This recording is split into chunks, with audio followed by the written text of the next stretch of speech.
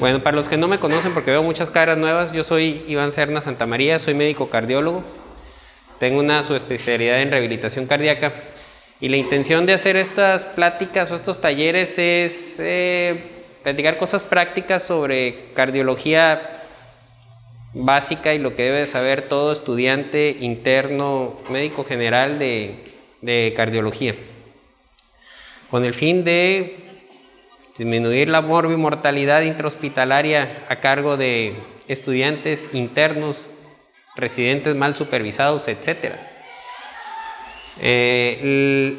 Hace 15 días vimos infarto con elevación del segmento ST. Yo me quedé muy inconforme porque tenía nomás 1 hora y yo le pude haber seguido como 2 horas más, pero después de hacer una votación y no siempre las mayorías tienen razón, hubo más votos a favor de infarto sin elevación del segmento ST. Vamos a seguir con esto, pero la siguiente sesión que tengamos va a ser el complemento de las 2D, las dudas, tratamiento y qué hacer, porque es lo que más nos va a interesar. Pero antes de eso tenemos que pasarnos a la parte más difícil de este tema, que es el diagnóstico de un síndrome coronario agudo sin elevación persistente del segmento ST. Todo ese rollo para acabar en esto, ¿no? Así lo van a ver abreviado en español, ¿ok? Entonces vamos a arrancarnos. De acuerdo a las famosas guías, estos pacientes, al igual que los de la vez pasada, son pacientes que tienen síntomas muy sugestivos de obstrucción de una arteria coronaria, de angina, ¿ok? Estos síntomas pueden llevar, a diferencia de la elevación persistente del segmento ST, es decir, lo que vimos la semana pasada, hace 15 días, que es supradesnivel, desnivel positivo del segmento ST en 2 o más derivaciones contiguas, persistente. A diferencia de eso, estos pacientes pueden hacer un montón de cosas extrañas en el electro, que puede ser una elevación transitoria, es decir, el segmento ST sube y de repente le dan ustedes nitratos y ¡pum!, se devuelve a lo normal. O bien puede ser depresión, que no me gusta esa palabra, puede ser desnivel negativo del segmento ST, inversión de ondas T u ondas T planas o pseudonormalización de las ondas T, aunque el electro puede ser normal. Si se fijan en esta definición de los cambios electrocardiográficos, significa que puede ser cualquier cosa, pues. O sea, puede ser normal, puede ser onda T invertida, puede ser supradesnivel que regresa a lo normal, puede ser infradesnivel, ondas T, o sea, puede ser cualquier cosa. Entonces, ¿en qué me baso? ¿En qué me baso yo para tomar la decisión de qué es lo que voy a, si tiene o no el paciente, ¿no? Y por eso yo les decía la vez pasada que aquí es donde una máquina no puede hacer nuestro trabajo, porque nuestro trabajo es interrogar y revisar al paciente. Y ahí viene la perspicacia y la mala intención del médico con respecto a esto. En el caso de un síndrome coronario sin elevación persistente del segmento ST, la fisiopatología es similar pero diferente. O sea, sigue siendo aterosclerosis. Sigue siendo una placa de aterosclerosis inestable, donde hay un trombo que se está formando y se está deshaciendo, pero puede ser, en el caso de un infarto con elevación del segmento ST, es una sola arteria, un vaso epicárdico que se tapa por completo. Y en el que es sin elevación puede ser una obstrucción subtotal de 1 o más vasos. ¿Por qué se le llama inestable? Bueno, el asunto de la inestabilidad viene al tema de ese trombo que se forma y se deshace. Y a eso vienen los síntomas atípicos, ¿no? Los síntomas raros que puede tener un paciente. Cuando vimos la vez pasada, habíamos puesto esta gráfica en la que diferenciamos los 3 síndromes coronarios: el crónico, que es la angina estable crónica, la angina inestable y el infarto con elevación del segmento ST. ¿Y cuál es la diferencia entre los 3? Bueno, aquí en la angina inestable todavía hay espacio, puede pasar un poquito de sangre, todavía hay un poquito de espacio. Pero en el infarto con elevación del segmento ST se tapa por completo la arteria y el flujo se detiene por completo. Y esto es un trombo. Y este trombo se formó en una placa que no tiene que ser tan grande. Puede ser una placa pequeña, pero el trombo puede ser con ganas. ¿Ok? Entonces, si se fijan, aquí hay espacio, pues. Y en una angina inestable o un infarto sin elevación del segmento ST, ese pequeño espacio que hay en esa arteria, y aunque no lo crean, sucede en varias coronarias. Pues no tiene que ser nada más en una sola arteria coronaria, puede ser en 2 o 3. ¿Por qué? Porque tienen que meterse en su cabecita que todo este asunto es inflamatorio y es generalizado. O sea, ¿ustedes creen que porque la descendente anterior tiene un trombo y tiene inflamación en la circunfleja no va a tener? ¿Por qué no? Pues, están ahí enseguida una de la otra.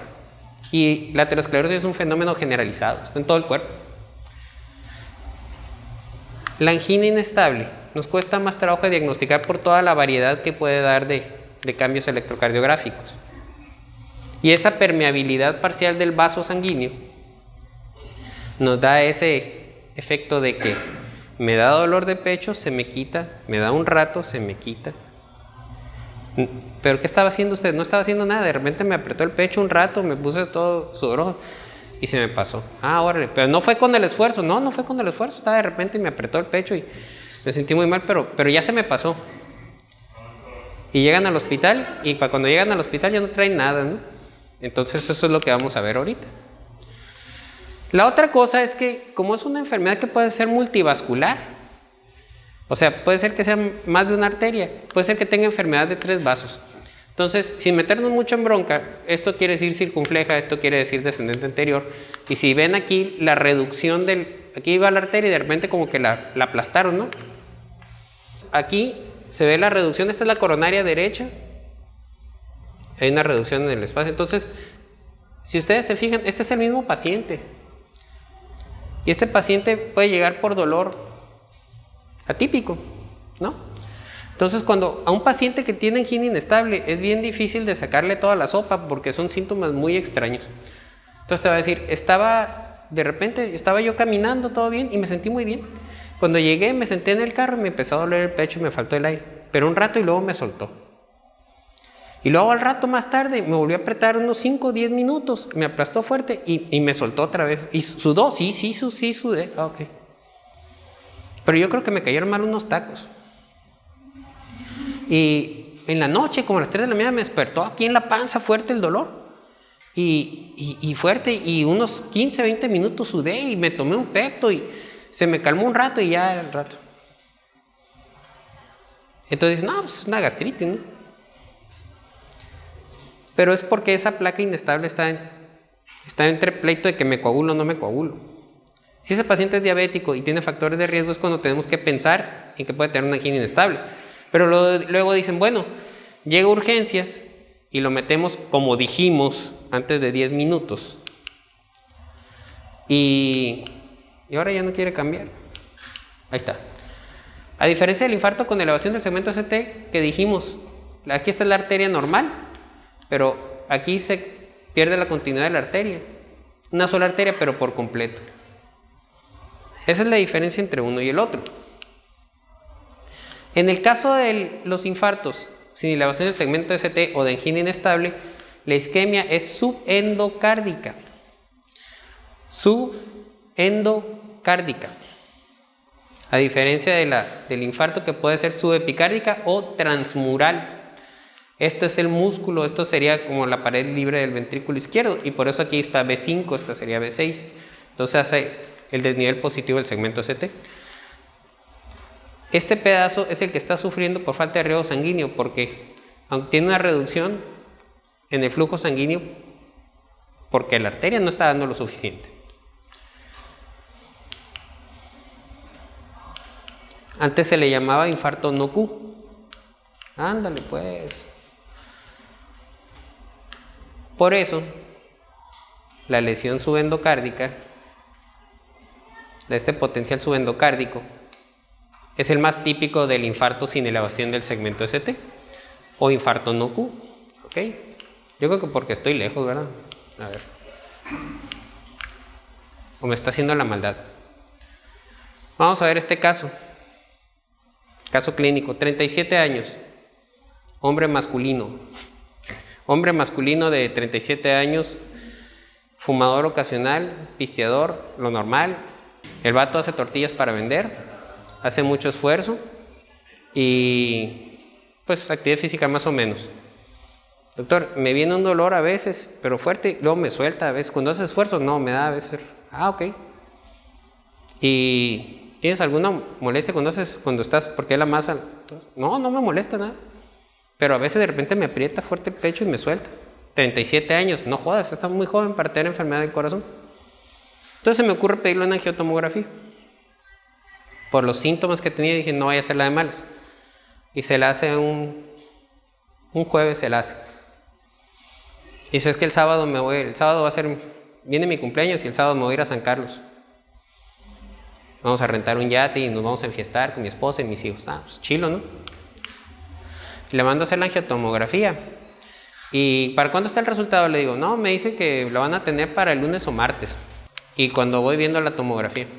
Este es el tronco de la coronaria izquierda y esta es la arteria descendente anterior. ¿Ven la reducción que tiene en su diámetro?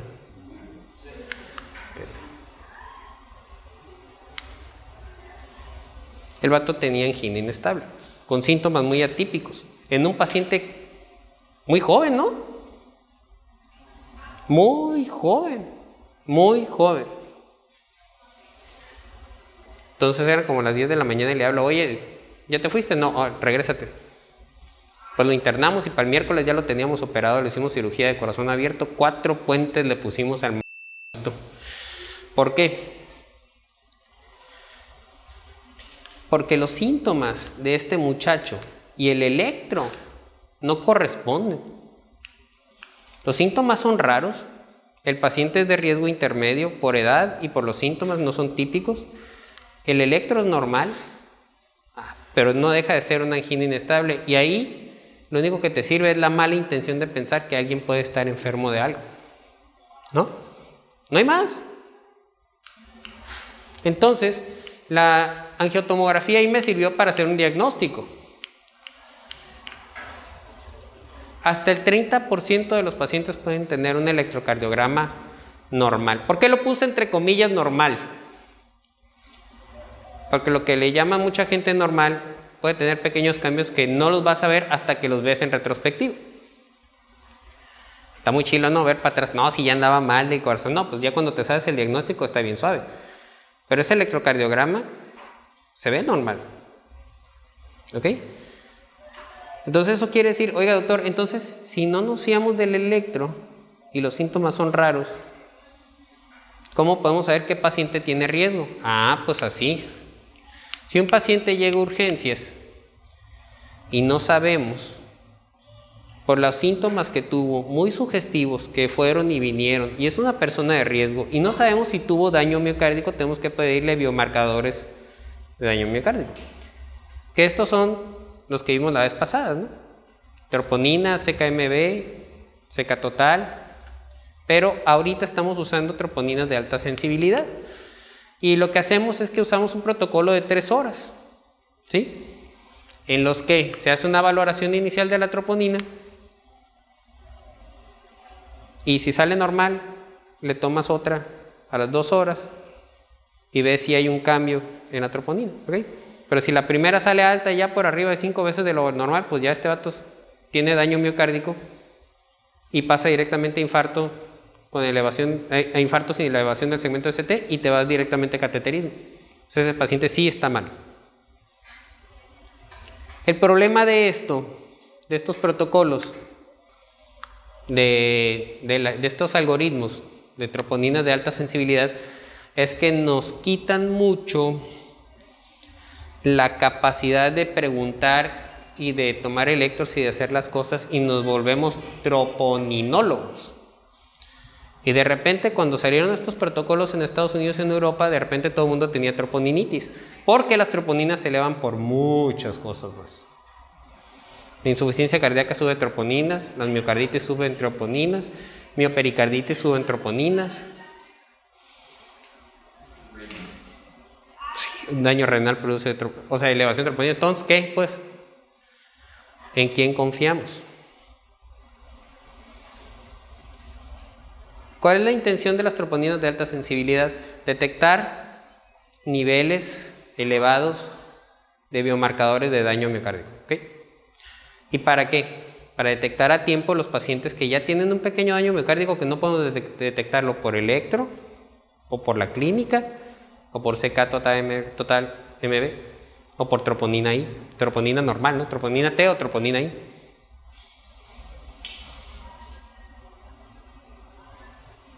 ¿Son muy útiles? Sí.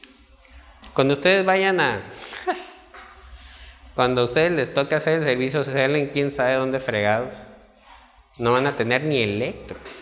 O sea, mucho menos CK, CKMB y todo eso. Entonces, todo va a ser muy clínico. Y es su perspicacia, su cabeza lo que va a hacer el diagnóstico.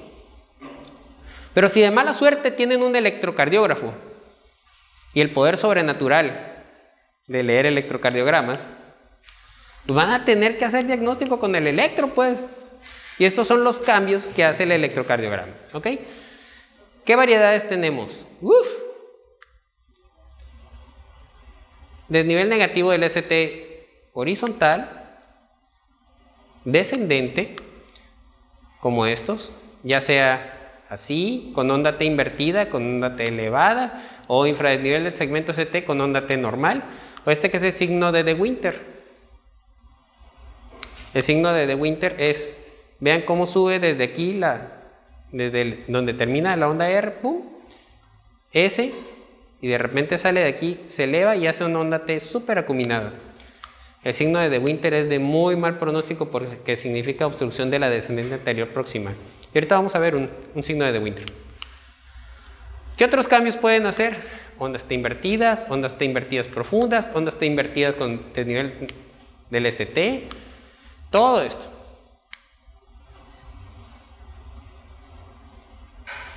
Todo esto está en las guías de tratamiento de síndrome coronario agudo sin elevación persistente del segmento ST. Vean la inversión de las ondas T.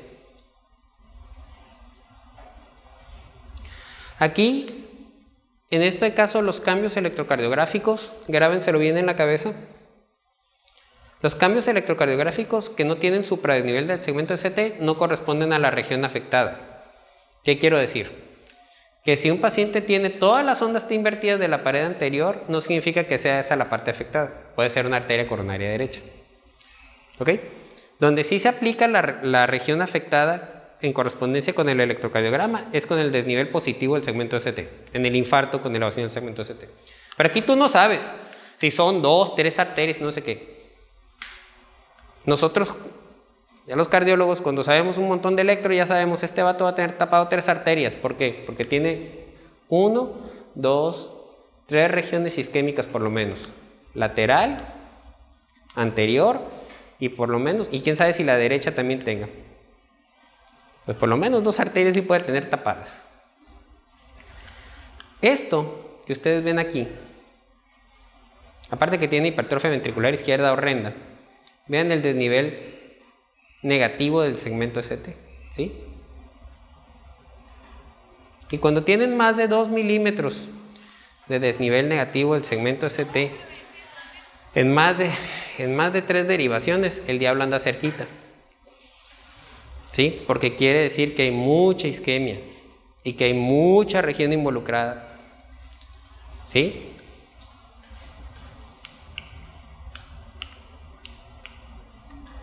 Si ustedes ven esto, desnivel negativo del segmento ST, pero aparte en ABR tiene desnivel positivo del segmento ST, no es un infarto.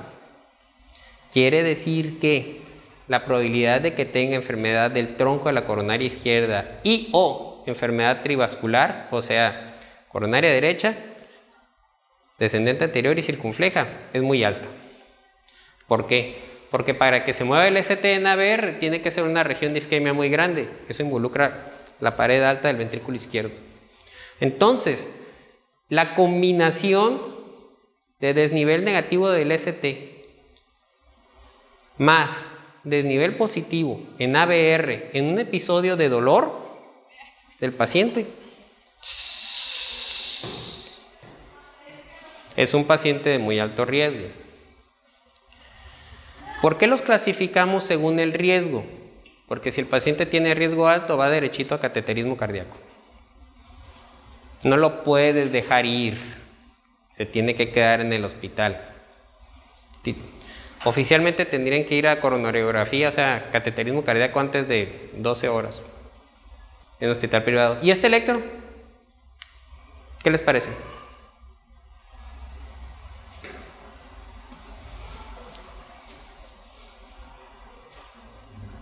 ¿Mucha isquemia tiene? ¿O hay algo más que les llame la atención?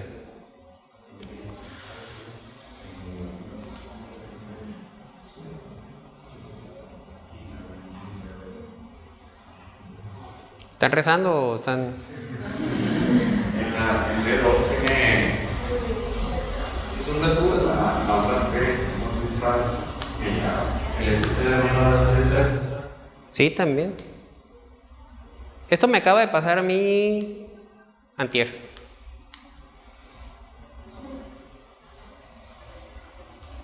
Y fue visto por...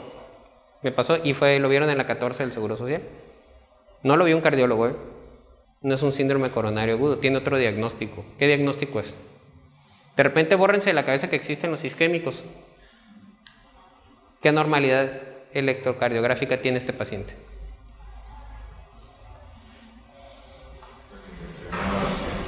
Lesión subendocárdica. Pareciera, ¿verdad? Pero no, tiene otro problema. De hecho, es un problema eléctrico el que tiene ese paciente.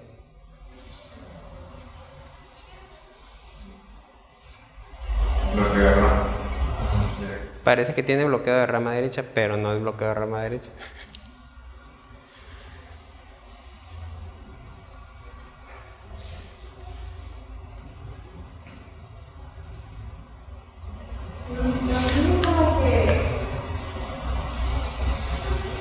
Oye, una voz, pero como no puedo. ¿Quién habló? A ver, sí. Es que, o sea, se ve como que... Como que... Sí, o sea... Como que así, como si tuviera así esto, de aquí de la P sale así para arriba, medio extraño. Sí, o sea... ¿Sí, verdad? Ajá. Ah, ok. ¿Cómo se llama eso? Es ¡Vamos! No es un... Es preexcitación y se llama... ¡Un Wolf!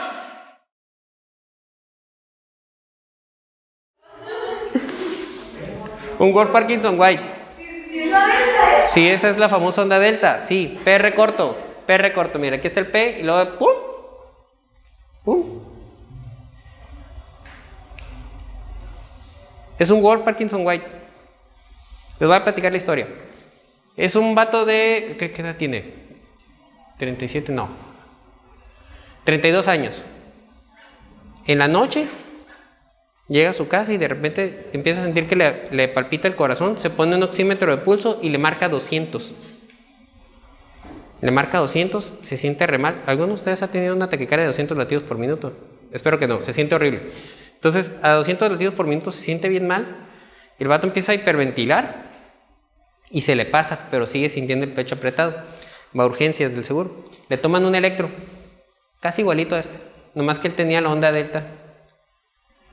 B2, B3, D1 y ABL. Ahí tenía la onda delta. Y lo meten por síndrome coronario. Infarto sin elevación del segmento ST. Biomarcadores, todo negativo. Y lo dan de alta con el diagnóstico de síndrome coronario agudo. ¿Okay? El vato estuvo casi 24 horas en el Seguro Social ahí. Entonces, dos incoherencias. Número uno, no puedes dejar salir un síndrome coronario agudo sin estratificarlo, o sea, sin por lo menos hacerle una prueba de esfuerzo, un ecocardiograma y revisarlo. Número dos, error número dos, no le diagnosticaron un Wolf. El vato dijo que tenía 200 latidos por minuto documentado con un oxímetro. Es una taquicardia, pues. El vato lo espantaron que tuvo un infarto y lo dan de alta. Entonces, incoherencia, incongruencia y aparte mal manejado. Entonces, acuérdense que el segmento ST no se mueve nada más por isquemia, se mueve también por uso de digoxina, se mueve también por alteraciones en el electrocardiograma, por hipertrofia ventricular izquierda, por alteraciones electrolíticas. ¿Y eso quién lo detecta? Pues los médicos cuando interrogan. ¿Ok? Entonces, por eso, cuando nosotros leemos un electro, tenemos una secuencia: ritmo, eje, frecuencia, onda P, segmento PR, QRS, QT, y ya vas viendo si tiene alguna otra alteración. ¿Ok? Wolf Parkinson White. Haz anómalo. Tiene un cablecito además. ¿Y este?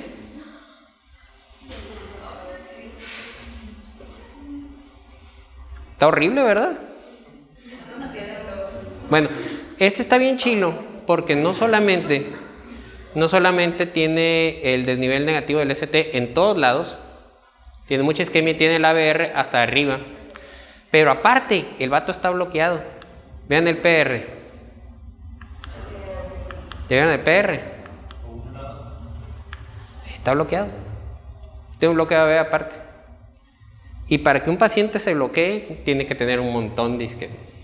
La coronaria derecha es la que da más isquemia, pero para tener tanto desnivel negativo del segmento ST y que se empiece a bloquear, quiere decir que la isquemia está llegando a las ramas, al nodo AB, a todos lados. Este paciente falleció. Pues sí. ¿Y este?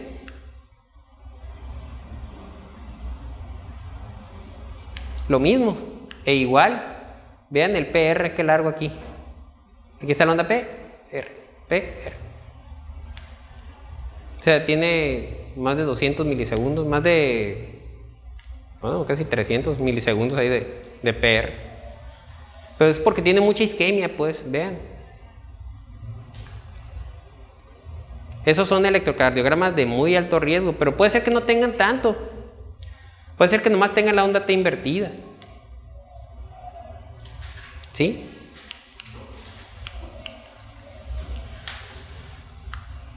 Si este paciente les llegara a urgencias de primera vez o a su consultorio diciendo: es que me ha dolido el pecho de manera medio extraña, o les da síntomas sugestivos de que cuando camino me duele el pecho, pero en los últimos 2-3 días me dura 5 minutos, 10 minutos y me suelta, me siento mal, todo eso. Y este es otro tema del que tenemos que platicar, que es que todo paciente que ya haya tenido un evento cardiovascular, que haya tenido un infarto o un procedimiento y que tenga síntomas sugestivos, directamente es un paciente de alto riesgo. Y es igual porque este ya tuvo un infarto, por lo menos anteroseptal. Tiene una R muy pequeñita en D3 y ABF, que sugiere también un infarto inferior. Y ya tiene este infradesnivel, este desnivel negativo en B5, B6. O sea, este señor ya es isquémico previo. O sea, ya tiene tapado algo desde antes. Y ustedes tienen que pensar, ya se le está tapando otra arteria. ¿Ok? Entonces, cuando nosotros evaluamos el electro del paciente que nos llega de primera vez, si ustedes ya ven que tiene ondas Q previas, o que ya tuvo un infarto, o en sus antecedentes les dice: ya me arreglaron una arteria, doctor. Ya me hicieron angioplastia, ya me hicieron cateterismo hace 5 años, 10 años. No, ya me operaron, y tú le abres y ves la rajadota, ¿no? Entonces, paciente de alto riesgo directamente, nomás por pensar que ya tuvo un evento cardiovascular. Y estas son las diferentes versiones. ¿Cómo quieres tu onda T invertida? ¿Leve, más o menos, o bien profunda? Ah, pues ahí está. ST desnivel negativo u ondas T muy acuminadas, muy acuminadas, muy acuminadas. ¿Cómo lo quieren los cambios electrocardiográficos?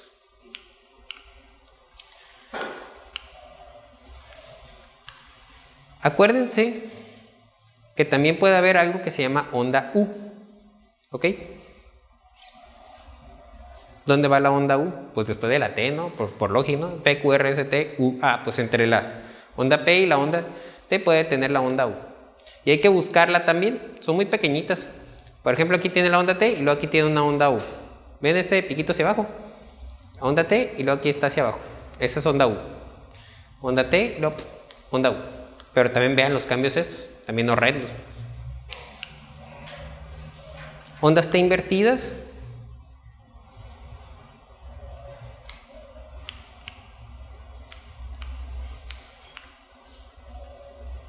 ondas T acuminadas. Vean aquí, B3. Qué altas. Y aquí en B2 incluso más altas que la R. En un paciente con síntomas sugestivos, huele a isquemia. La otra cosa que les tengo que decir es que los pacientes pueden tener electrocardiogramas normales en reposo, ¿ok?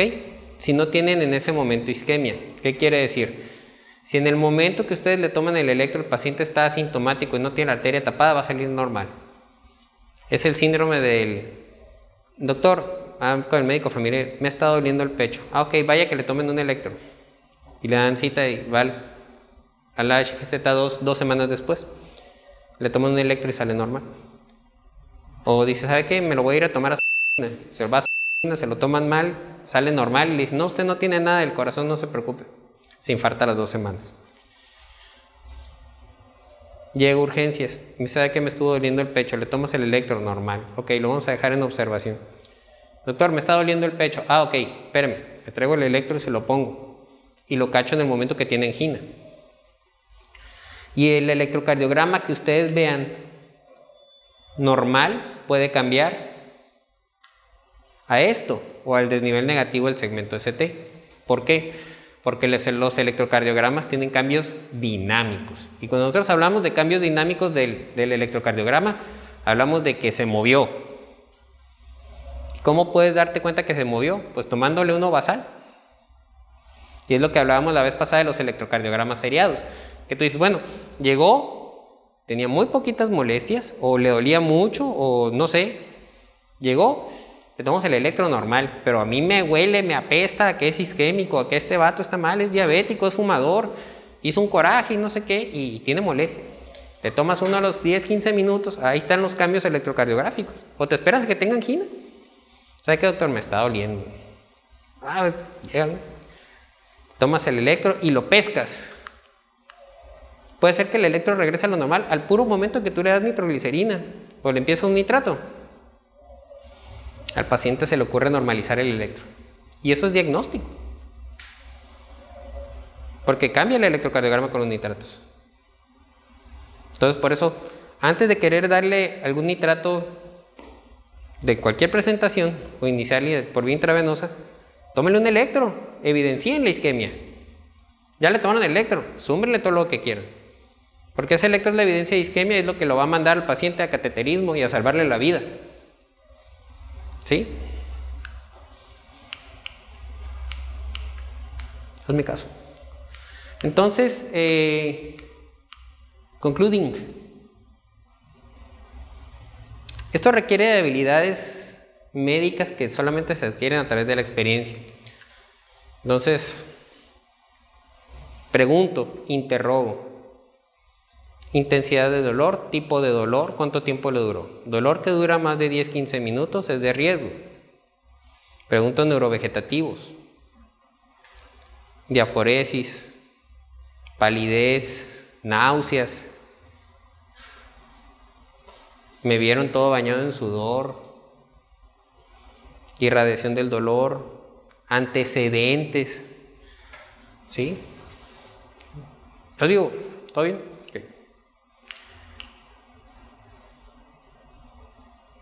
La otra cosa es tomar el electro y tomarle electros y analizándolos.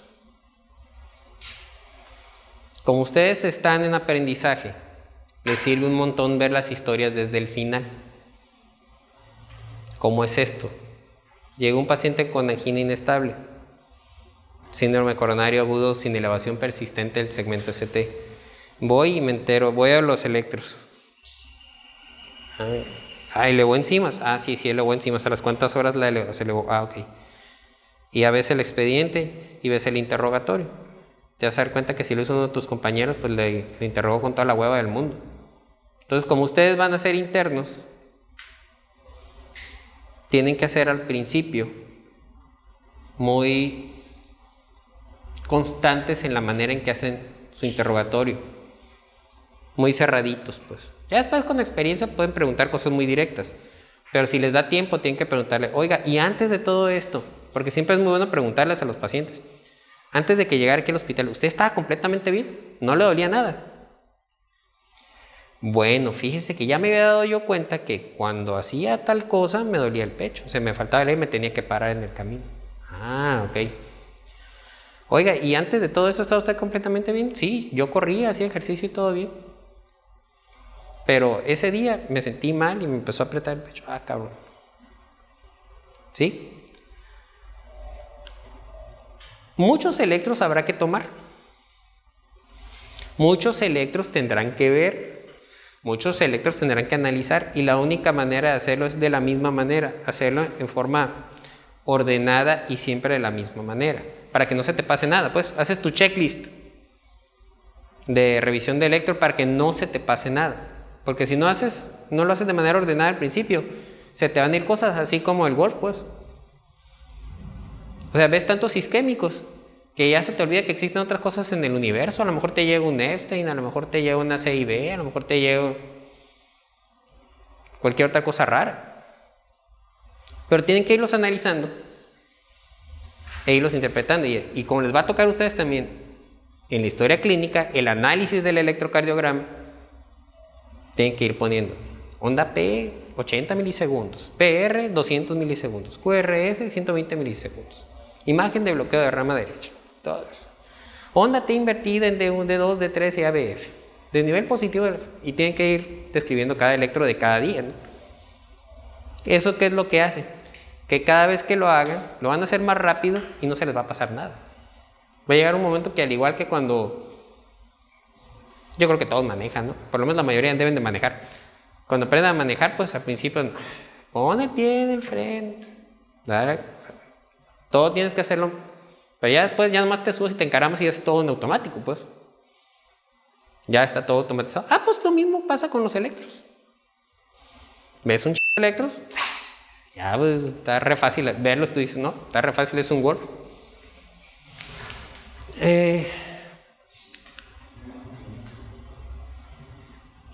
Se me adelantó. Entonces, eso es de infarto sin elevación del segmento ST. Vámonos. Y todavía me quedaron 10 minutos para preguntas y respuestas. Vayan pensando sus preguntas. Ah, no les había dicho. Vamos a rifar una taza. Vamos a rifar una taza. Como el avión presidencial, vamos a rifar una taza. Una bellísima taza que no tiene su nombre. Roja como color cardiólogo. Sí. En la que caben exactamente 220 mililitros de lo que quieran. No sé cómo le va a hacer ella, pero mientras, ¿alguna pregunta que tenga alguien? A ver, échame. ¿Por qué el paciente, en vez de ser electroseriado, nomás le pidan infartar? Mande. ¿Por qué al paciente, en vez de pedirle electroseriado, le pidan infartar? Porque el paciente fue a consulta. O sea, los síntomas de él eran muy atípicos para tomarle varios electros ahí en consultorio. Y le daban muy extraños, no eran tan frecuentes para dejarlo. ¿Sabes que te voy a dejar hospitalizado y te voy a internar para estarte tomando electros cada 15, 30 minutos? Con él me pude dar el lujo de pedirle directamente un estudio de imagen. Todo paciente que tengamos con un síndrome coronario agudo, o que sospechemos, tenemos que estratificarlo, diagnosticarlo y estratificarlo. ¿Qué es esto? O le pido un estudio de imagen del que yo quiera, o un estudio de estrés funcional o anatómico para ver que tenga arterias tapadas, y le tengo que pedir biomarcadores de daño miocárdico. En el caso de una urgencia. En el caso de este paciente que tiene isquemia así muy rara, que tenía síntomas muy raros, yo le pedí un estudio de imagen. Le pedí una angiotomografía porque la angiotomografía es muy útil para pacientes jóvenes en los que tú quieres descartar algo, porque tiene un valor predictivo negativo muy bueno. ¿Qué quiere decir? Que los que te dice que no son, no son. Un valor predictivo negativo te descarta casos, no te diagnostica, pero en este caso me hizo el diagnóstico. Porque los síntomas estaban muy raros, pues, porque tenía semanas con esas molestias. Si hubiera sido alguien que, ¿sabe qué, doctor? Me ha estado doliendo en las últimas 24 horas. Cuando ustedes ven los scores que se utilizan para estratificar el riesgo. Y cuando nosotros estratificamos el riesgo, decimos quién tiene alto riesgo de muerte, necesidad de hospitalización o de infarto en los próximos 30 días. Y eso es un estudio que se llama GRACE. Entonces, una de las cosas que pregunta el GRACE es: ¿cuántos episodios ha tenido en las últimas 24 horas? Más de 2 episodios de más de 15 minutos es de alto riesgo. Cambios electrocardiográficos de más de 2 milímetros de desnivel es de alto riesgo. Elevación de troponinas o biomarcadores, alto riesgo. Mayor de 65 años, alto riesgo. Entonces, él no cumplía con ni uno de esos. Entonces, se supone que todo paciente que tenga la sospecha de que tenga isquemia, que tenga un síndrome coronario, si el paciente no tiene elevación del segmento ST, si no tiene elevación de todo eso, y tú todavía lo sospechas, tienes que hacerle o una prueba de esfuerzo, o una angiotomografía, o un ecocardiograma estrés, o un gamagrama cardíaco, pero cualquiera que te diagnostique y te descarte enfermedad coronaria. Por eso. Que esa es la manera en que se tiene que hacer. Entonces este muchacho, te digo, lo soltaron, el del Wolf. Luego les voy a traer el Electro, ahí lo tengo guardado. Lo tengo así casi encuadrado porque está muy suave. Y me ha pasado 3 veces. Me ha pasado 3 veces que han ido conmigo que les han dicho: es que usted tiene malas arterias y no sé qué. Pero son Wolf, pues. Entonces ya saben que se arreglan con ablación, ¿verdad? ¿Sí? ¿Pero por qué sospecha? ¿Por el dolor? Que tenía isquemia. Sí, o por donde sea. Por los cambios electrocardiográficos. ¿Pero por qué me dices el de Wolf? Sí, es que mencioné que no tenía cambios, no tiene clínica, entonces, ¿cómo sospechas todavía que tiene? No, pero el de Wolf te digo porque él tuvo la molestia en el pecho por la taquicardia. Tenía demostrada la taquicardia. Pero él no es isquémico, pues. Él tuvo la molestia por la taquicardia. Si alguno de ustedes, por eso les digo, si alguno de ustedes ha tenido una taquicardia de 200 latidos por minuto, si te estimulamos tu corazón a 200, te juro que te va a molestar el pecho. Aunque tengas arterias coronarias sanas, porque tú haces isquemia por aumento de la demanda, no por disminución en el aporte. Entonces, ¿por qué vimos que era un Wolf? Porque tiene onda delta en esas derivaciones. O sea, no todo es isquémico, también hay otras cosas. Lo que sí es que a ustedes les va a tocar, pues no sé, yo creo que les va a tocar ya usar troponinas de alta sensibilidad e incluso, pues como les había dicho, usar ultrasonido portátil, hacer ultrasonido en urgencias. Facilísimo, porque todos lo van a traer en la bolsa, así como traen el mugroso aparato ese. Así con el teléfono van a traer el aparatejo ahí, lo van a poner al paciente acá.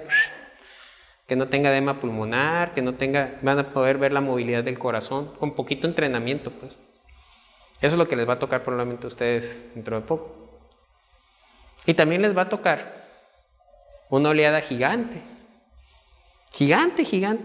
de enfermedades cardiovasculares por síndrome metabólico.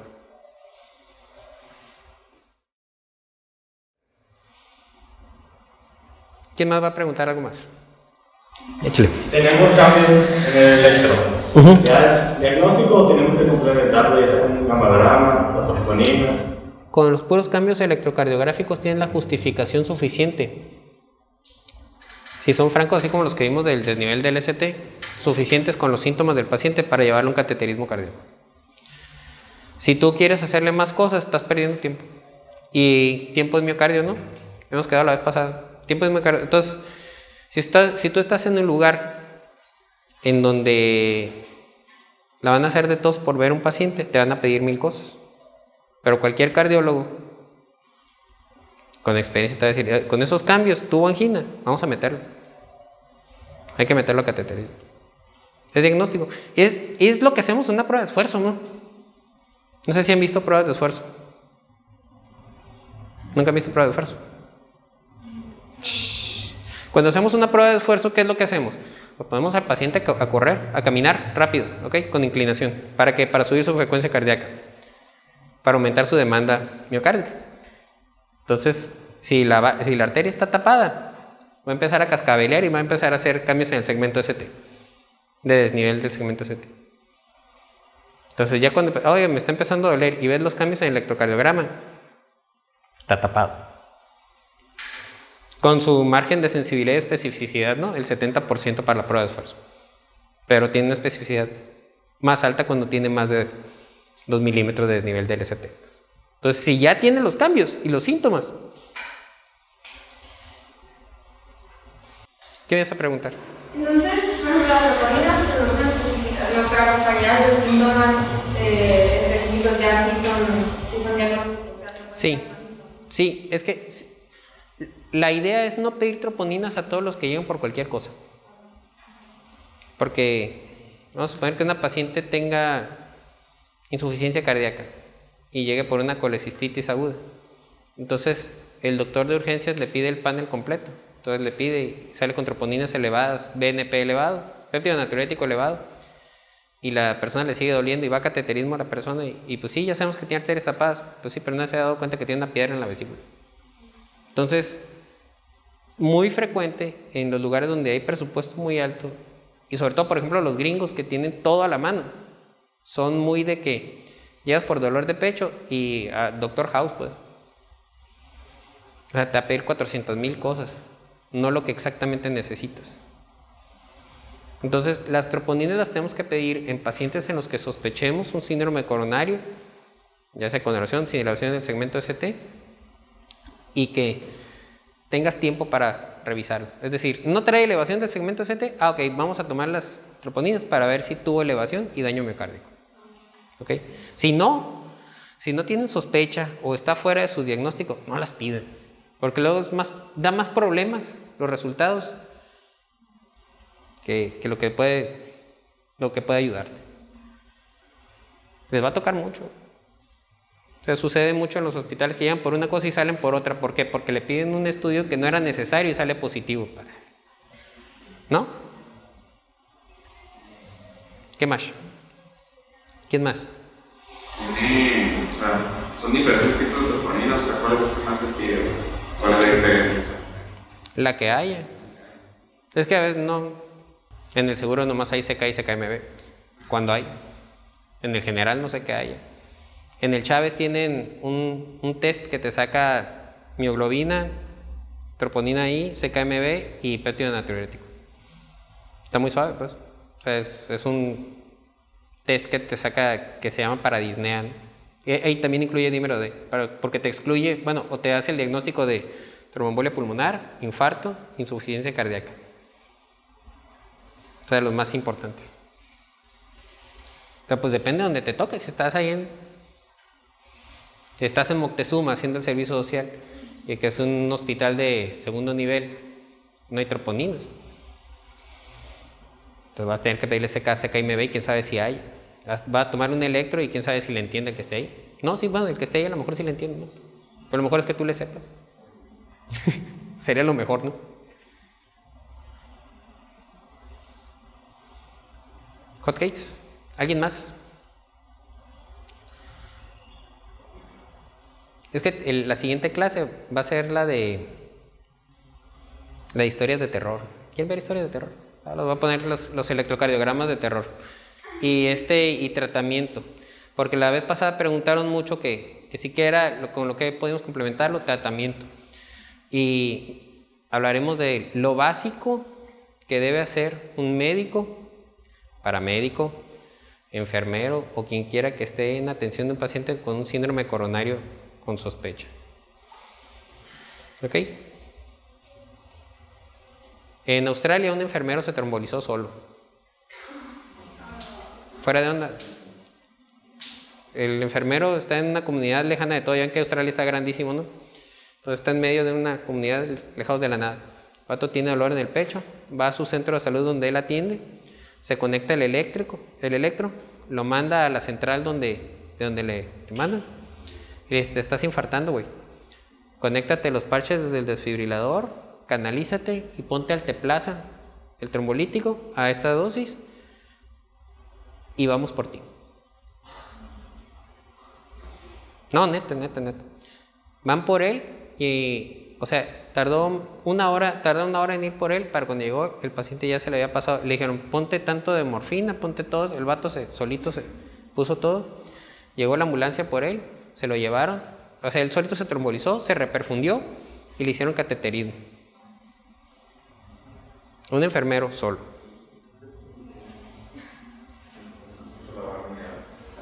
No, es machín. Sí.